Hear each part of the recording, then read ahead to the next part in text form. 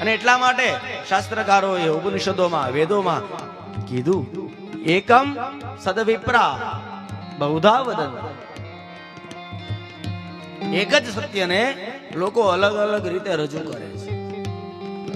સત્ય એક જ છે, એને કહેવાની બતાવવાની રીત અલગ હોય. કઈ દ્રષ્ટિથી તમે એ વાતને જોવો છો, તમારો અભિગમ શું છે? જો શેરડી છે,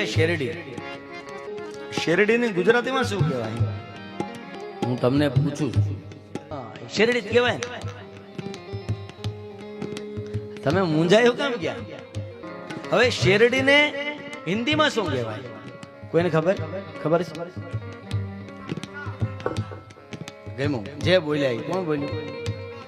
આમ જોરમાં અવાજ આવવો જોઈએ.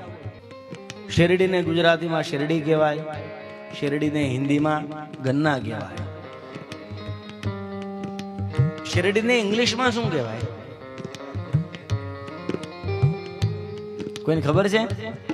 હા, સુગર કેન. શેરડી ગુજરાતીમાં શેરડી, હિન્દીમાં ગન્ના, ઇંગ્લિશમાં સુગર કેન, મરાઠીમાં શું કહેવાય? બરોબર. સંસ્કૃતમાં શેરડીને શું કહેવાય ખબર છે? સંસ્કૃતમાં શેરડીને ઈક્ષુ કહેવાય. ઈક્ષુ. તો શેરડીને સંસ્કૃતમાં ઈક્ષુ કહેવાય, મરાઠીમાં ઊસ કહેવાય, હિન્દીમાં ગન્ના,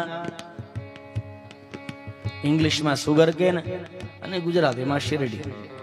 હવે એવું થાય ક્યારે કે તમે એને સુગર કેન કહેતા કહેતા ખાવ તો ગળી લાગે અને શેરડી કહેતા કહેતા ખાવ તો તીખી લાગે, એવું બને? જો પાછા માથું હલાય.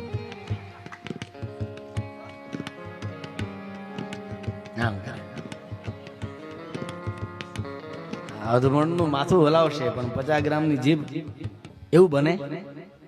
કે ગન્ના કહેતા કહેતા ખાવ તો મોળી લાગે અને શેરડી કહેતા કહેતા ખાઈએ તો ગળી લાગે, એવું ક્યારે થાય? મને હમણાં તો નથી થાય. હા, એવું ક્યારેય ન થાય.